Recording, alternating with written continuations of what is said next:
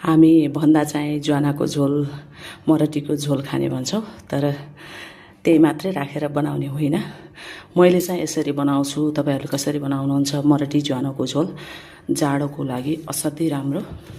रुगाखोकी लाग्दा त्यसलाई यो ज्वानो चाहिँ फुराउने, अरू मसला ज्वानो मेथी चाहिँ फुराउने, अनि यसमा जिरा, यो गरम मसला, अनि टिमुर, लसुन, मरिच खुर्सानी, जायफलको सानो टुक्रा, अदुवा, काँचो बेसार, यसलाई मोटो मोटो पिसेर घिउमा फ्राई गर्ने।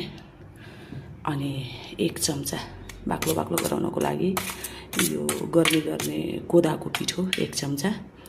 त्यसपछि यसलाई पकाइसकेपछि लास्टमा धनिया लसुनको पात राख्छु।